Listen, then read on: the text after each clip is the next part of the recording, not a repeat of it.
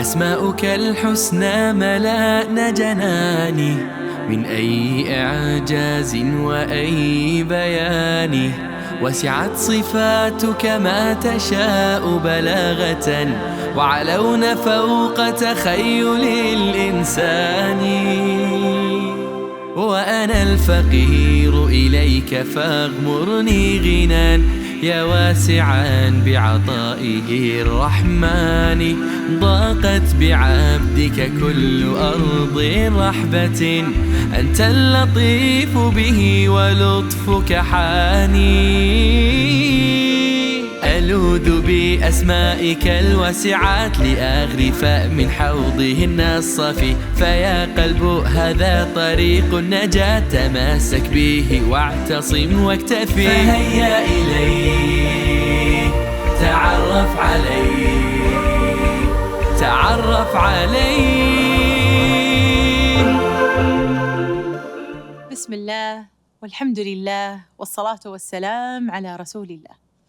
تبون تعرفون قصة الورقة اللي تغير الإنسان من حال إلى حال؟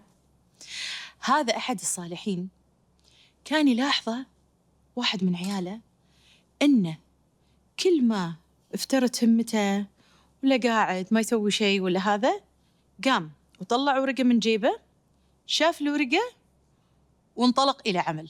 قام صلى، قام قرأ قرآن، قام تصدق، قام سوى شيء. ظل هذا الولد يفكر، شنو هذه الورقة اللي بجيب أبوي اللي هي قاعدة تغير حاله؟ لما توفى أبوه أول شيء سواه طلع هذه الورقة. شنو مكتوب فيها؟ مكتوب عليها: أحسن عملك فقد دنا أجلك. الله أكبر، شفت الوضوح؟ أحسن عملك، ترى يلا خلاص، ترى بتخلص الدنيا، شنو تبي تسوي بعد؟ ترى بيطق الجرس. الإنسان لما يكون عنده هذه النظرة واضحة بأن هذه الدنيا إلى فناء ونحن مقبلين على آخرة، يكون أقدر على استقبال وتقبل التحديات. فقاعدة القوة النفسية لحلقتنا اليوم هو الاستعداد الذهني للتحديات، mental preparedness. إن الواحد يكون جاهز. أنا أدري شنو بيصير، أنا أدري طبيعة الدنيا، أنا عارف، أنا مو منصدم. الله سبحانه وتعالى يقول لنا آية بالقرآن، كمية الوضوح اللي فيها والأمور اللي الله سبحانه وتعالى يبينا نعرفها عن الدنيا وطبيعتها ومقارنتها بالآخرة شيء عجيب. صورة ذهنية عجيبة.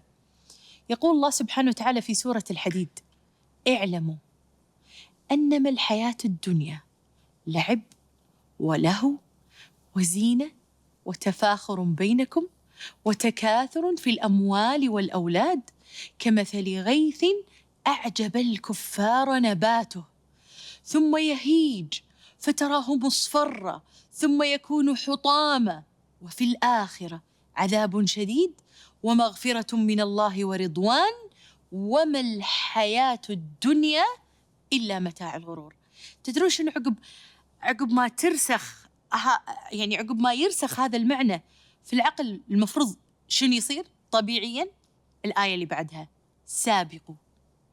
سابقوا إلى مغفرة من ربكم وجنة عرضها كعرض السماء والأرض أعدت للذين آمنوا بالله ورسله ذلك فضل الله يؤتيه من يشاء والله ذو الفضل العظيم. الله، يعني الله سبحانه وتعالى يبيك تعلم بأن الدنيا لعب ولهو، زينة، تفاخر، تكاثر، كل هذه الدنيا.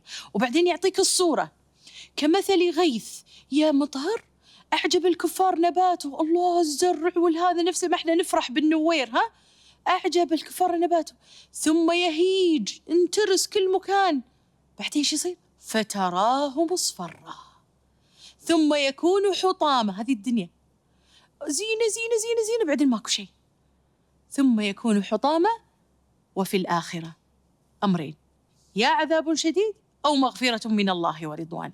فالله سبحانه وتعالى يعرفنا على اسمه البصير، الذي يريد أن تكون لنا هذه البصيرة اتجاه دنيانا، أن نعرف إحنا شنو عايشين فيه، نظرتنا اتجاه الدنيا.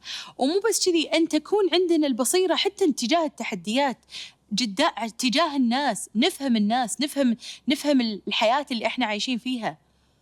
والحين لو نروح حق الدراسات راح نلقى أن الاستعداد الذهني للأمور من الأشياء المهمة اللي يسويها أي حد يبي ينجح بالمهمة اللي هو فيها. فمثلاً سووا دراسة على الرياضيين ولقوا أن الناس اللي يفوزون بالأولمبيكس وهذا، الناس اللي هم يعني يكون عندهم تحضير ذهني كامل حق اللي بيصير، فيتخيلون الموقف ويتخيلون شلون بيركضون ويتخيلون المضمار ويتخيلون أنه هو قاعد يفوز، تحضير ذهني كامل لهذا الموقف. وإحنا بالضبط لازم يصير عندنا هذا التحضير الذهني، أكون عندي هذا التخيل للآخرة، للجنة، للنار، عشان أبي أفوز، فأفكر شنو قاعد ينطرني.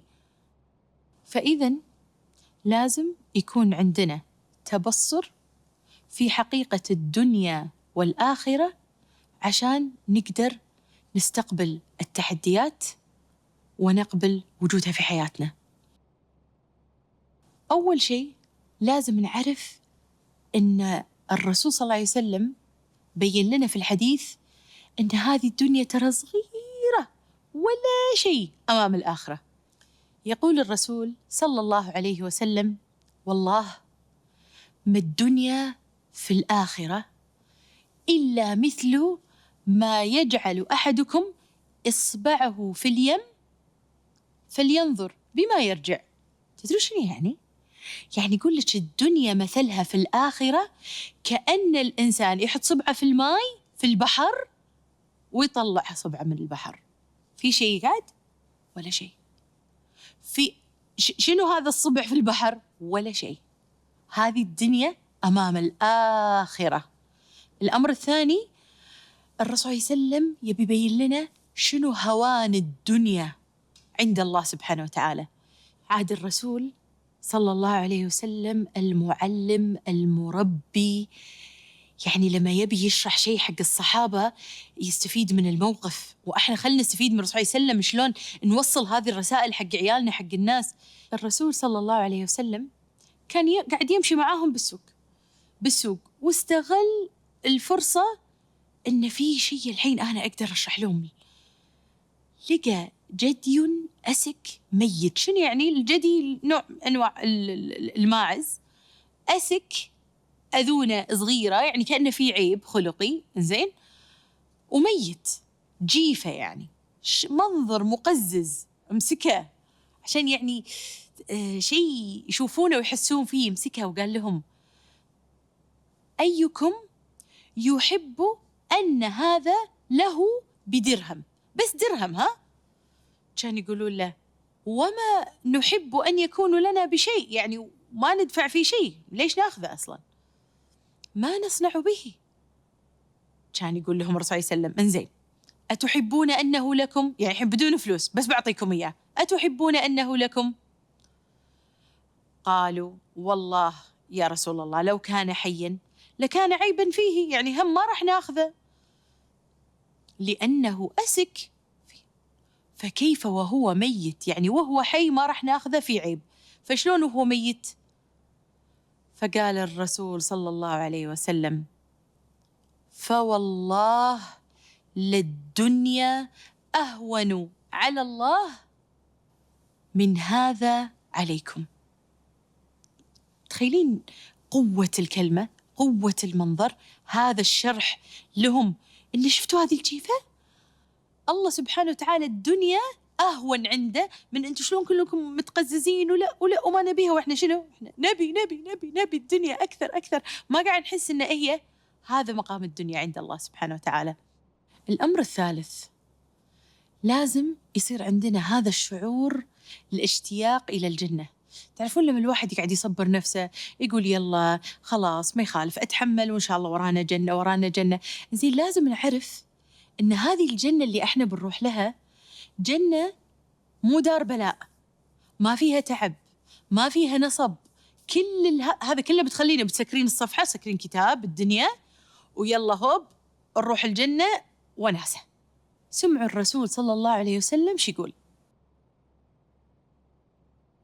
ينادي منادي إن لكم أن تصحوا ولا تسقموا أبدا، وأن لكم أن تحيوا فلا تموتوا أبدا، وإن لكم أن تشبوا فلا تهرموا أبدا، وإن لكم أن تنعموا فلا تبتئسوا أبدا. كما قال الله سبحانه وتعالى ونودوا أن تلكم الجنة أورثتموها بما كنتم تعملون. شفتوا جمال الحديث؟ كل الأشياء، كل التعب، كل ضيقة الخلق، كل هذه تركيها في الدنيا وراح تروحين الجنة. كل هذه الأمور ما راح تكون موجودة. قصتنا اليوم لرجل من عائلة متوسطة الدخل، كل همه إنه هو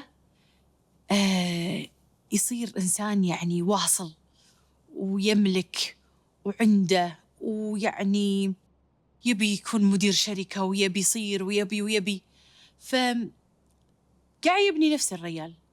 دخل بوظيفة بشركة وايد كان متميز، ما بقى دورة ما خذاها، يطور نفسه دايما، يكون بالشوفة، يكون بالوجه، يساعد، وكله بباله أبي أصير، أبي أملك، أبي أصير، أبي أملك. طبعا مع هذا التدرج في المناصب داخل هذه الشركة، لأنه كان قاعد يصعد يصعد يصعد، لأن في الشركات الخاصة تشتغل تصعد، وصل لمرحلة المناصب القيادية اللي تحت إيدها قرارات. بعدين استوعب أن هذا الشيء اللي أنا كنت وايد أبيه راح يكون سبب فتنة لي. فلما دخل في هذا المجال وصار من الناس اللي لازم يوقعون على الأشياء عشان تمشي، لقى بواحدة من الأوراق أرقام مو طبيعية، مو صح، هذا زاد هذا ما يسوي هذا، واضح إن في اختلاس. فلس حرام بدنيا ما تسوى، تخسرني آخرة، تخسرني جنة عرضها السماوات والأرض. لا والله ماني موقع. من أنت موقع مو بس منصبك مو لك، تقدم استقالتك وتطلع. أقدم استقالتي، هاكم حط لهم الاستقالة، ويروح يكتب الاستقالة، تفضلوا، ويطلع حاسب شعور الانتصار والقوة، بس بنفس الوقت يعني يا رب يا رب الاختيار اللي اخترته، إني أنا حطيت الآخرة قبل الدنيا، وحطيت رضاك قبل رضاهم. فلما راح شركة ثانية مباشرة واضح عليه إن الرجال جاي مدير، فتوفق في هذه الشركة، وحتى قال لهم شوفوا أنا الحين داش لكم بشروطي، ماكو على بنا إحنا عمل خاص وأهم شيء الربح ونمشي، أنا فلس حرام ما أدخل، تبوني ولا لا؟ هالمرة قال أنا بعطيهم إياه من الأخير. كل اللي كان يبيه من الدنيا وأبي وأبي وأبي، حس إنه أحصل دنيا وأخسر آخرة ما بي. بس لما حط الآخرة قدامه، الله سبحانه وتعالى يسر له في هذه الوثبة، قالوا أصلاً إحنا نبيك، إحنا شارينك، أنت شنو تقول ما عندنا مشكلة.